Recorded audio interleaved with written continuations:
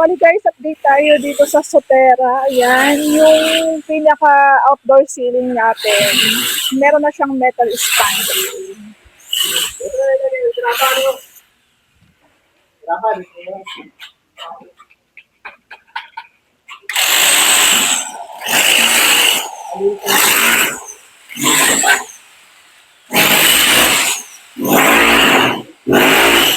So, yung ibang part po ng bahay is na demolish na. Ayan, mapapansin nyo, nagde-demolish. Tapos dito nga po pala, kahapon nakapag-flooring na sila. Ayan. Before natin to tinakpan, naglatag na po ng mga PVC pipes, mga PPR. Tapos meron tayo ditong maliit na parang drainage. Ayan. So dito, hanggang dito ang extension ng kanilang kitchen. Tapos may pinto dito. So dito, naglilinya rin sila ng mga wirings, tubo, para makapag-flooring na rin po dyan.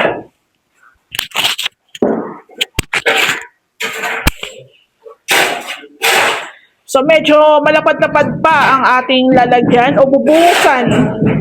So andyan po yung ating septic tank. Pero actually, yung unit nila ma'am, halos natapos na yung plastering. So may mga part na lang na kailangan i-finish, takpan, i-finish. Tapos ito pong beam na to, itatanggalin na po ito. So malawak na talaga siya. Tapos dito, meron naka-steel deck, tapos meron silang ginawang ceiling. So ito tatanggalin natin kasi maglalagay tayo dito ng resist ceiling. So ayaw ni ma'am ng coke. So dito po sa bathroom, as is to, tatanggalin na lang yung ating mga existing na tiles. Ayan. Sa taas po nito, bathroom din. So, ang matrabaho lang po talaga sa renovation, yung mga may existing na, mas maganda talaga yung bird type. Tapos, i-recap ko lang po sa inyo na before, ang hagdan nila is bakal. Ito na siya ngayon. Etong part na to, semento talaga. Tapos dito, is bakal. Binuhusan na lang. Ayan. So, dito na yung partial na mga tiles na gagamitin po para sa taas muna. Pero the rest po ng mga accessories, andito naman na. So, akyat tayo dito. So, dito nakamasilya na. Masilya.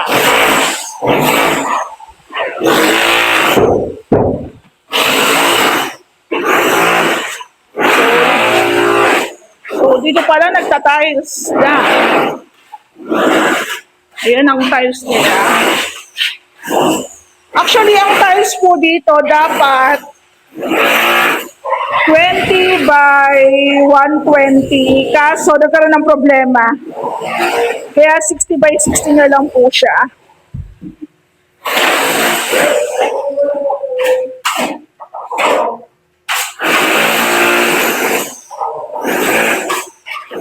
Yung mga pinto, si Lamam na po ang nagpapagawa, pero nakaready naman na yung mga hamba natin dyan. So, tiles installation.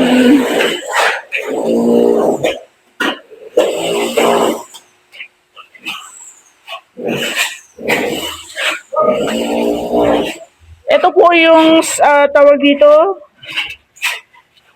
20 by 120 na binili sa Wilcon, kaso sad to say, naka-warping o nakabaluktot po yung gitna na part. Kaya pinapalitan na lang ng 60 by 60.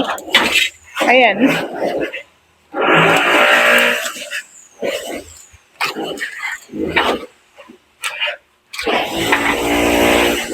dito po, meron tayong space.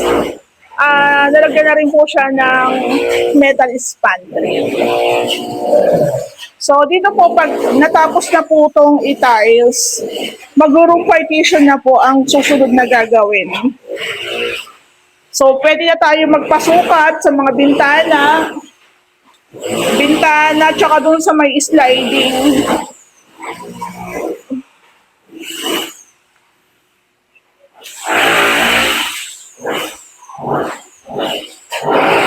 So again, sa Ray House Makeover po, ang gamit natin dyan is halong semento tsaka adhesive palagi.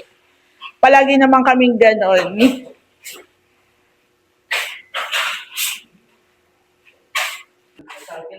O kaya nga. So ayun guys, ang advice ko sa inyo kung bibili kayo ng tiles, i-double check.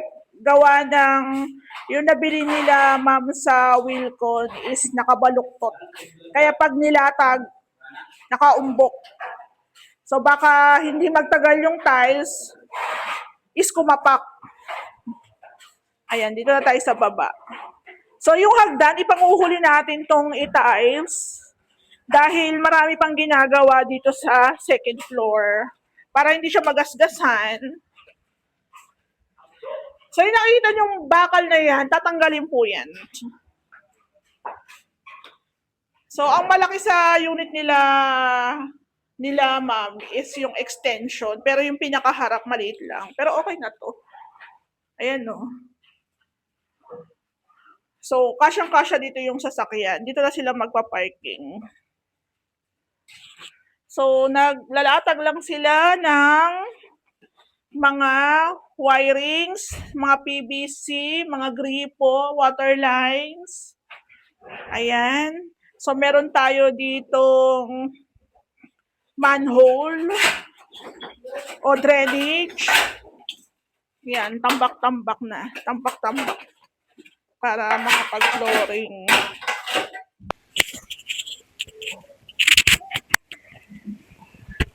Hello po, good morning! Update po tayo dito sa Sotera. So, ayun guys, dito, na-flooringan na siya. Ayan. Dito po yung dating ginagawang septic tank. So, itong parang base na yan, ayan po yung para sa paglalagyan ng clean out. So, nakikita na natin talaga ang kabuuan. Tapos dito yung laundry area ni ma'am. Ayan. So, yung tubo dyan, doon po yung galing sa taas. Dito po ang bagsak. Tapos meron tayo ditong manhole o drainage na pag nagkaroon ng problema, pwede natin buksan dyan. Then meron tayong mga abang para po sa ating washing, outlet, tsaka po yung para sa water. Tapos mayroon pa tayong extra na gripo dito. So, dito po ang kanilang magiging kitchen. Yan, kitchen to. Dagdagan ng konti. So, dito, bubuhusan po natin yung paa niyan. Buhos tayo dito.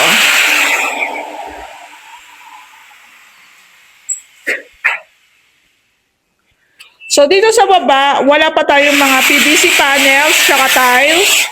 Bali, yun na lang din po ang bibilang. Sige, ako lang. Dito na lang po yung bibilihan ng PVC tsaka po ng tiles.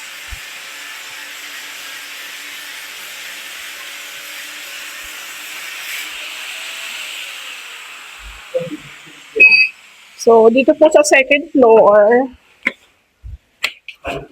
So, hindi ko lang natandaan kung natopic ko yung about sa tiles.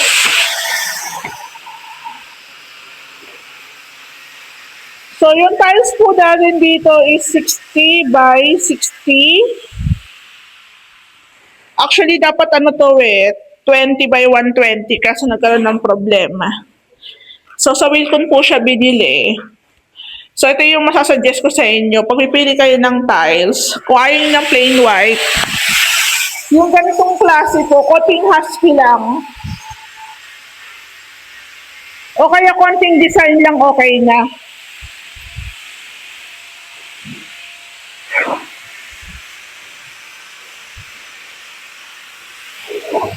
So, dito sa bathroom, nalagay na rin po yung ating mga fittings. Yung mga abang po ng water. Ayan. Tapos meron na tayong mga outlet dyan para sa heater. Ayan, nakaabang naman na. Tapos dito maglalagay tayo ng niche. Ayan, abangan na lang yun.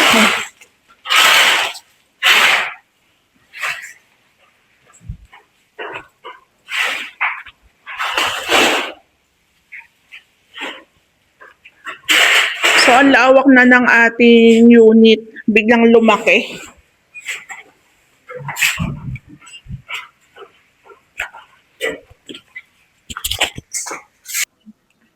Hello po, good morning. Update po tayo dito sa Sotera Project. So, galing kami ni Ray sa Wilcon. Bumili na ng pintura para po sa loob. Yan, papakuha na lang natin sa team.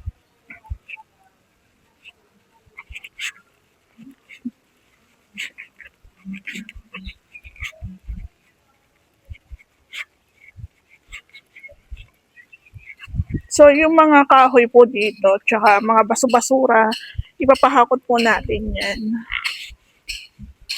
Pababa mo na yung pintura. Oo. Wala. Bakit?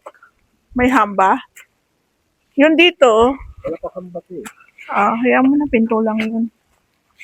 Ito lang yun. Ito na pala. Ayun. So, ito guys, yung main door natin. Pinagawa nila ma'am, sila pang umorder. Ano sukat to? 1 meter? 1 meter to, dito po natin siya ilalagay. So, dito, ayun pa yung ibang pinto. So, meron pa tayong pinto dito. Ito yung tatlo sa room. Ito po yata yung dito sa baba. So, minsan, kasama na rin po pala ang handle. Yan, di ba pang mayaman yan? O, di ba? Ang gastos talaga ng renovation, pero syempre, kung may budget ka naman, tapos nasa tamang contractor ka, caring-carry lang yan. Caring-carry lang ang gastos. So, dito, nung nakaraan, nakapag-flooring na, tapos naglagay tayo ng sukalo dito. Kasi dito po is yung ating laundry area. Yan. Kung may mga alaga kang aso dyan, pusa, pwede mo siyang paliguan dito. Tapos may floor drain tayo nakalagay dyan. So, kung dito, yung garage, hindi mababasa. Kaya meron tayong sukalo na nilagay dyan. Tapos dito, maglalagay tayo ng awning. Ayan. Binutasan na nila. So, sakto lang yung taas. Magkikisami pa tayo dito. Yung po, daanan po yan ng PVC panels. PVC. I mean PVC. Para po sa range hood. Ayan. Tapos, malaki-laki itong awning natin para dito yung ating kalan. Pag nagluluto tayo, at the same time, tapat din ng pinto, di ba? Yung mga usok, dito na yung labas niyan. Tapos dito yung kanilang lababo. Dito nga po pala, ginawa namin tong 70. Nila para namin. Kasi actually, yung idea na yan, i-apply namin sa bahay namin.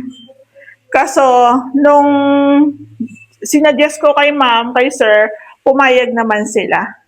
So, mas malapad to. Kaya ang gagamitin namin dito na tiles is 90 by... Hindi ko sure yung ganun niya, kung 80 o 90 yung nabili. Tapos yung sobra, yun na yung ilalagay namin na sidings. 5 po yata to. Ayan. Tapos dito yung bathroom sa baba, stay pa rin yan. So meron din tayong manhole dito. Lagayan ng rep. So mas malapad-lapad to.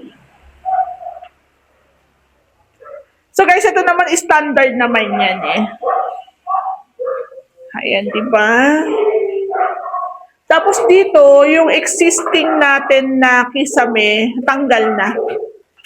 So, ito ay naka-steel deck. Mataas yung ceiling nila. So, itong dalawang bakal na to, tatanggalin na to. Tatanggalin na po ito. So, nakakonect naman po yan dito sa mga beam natin.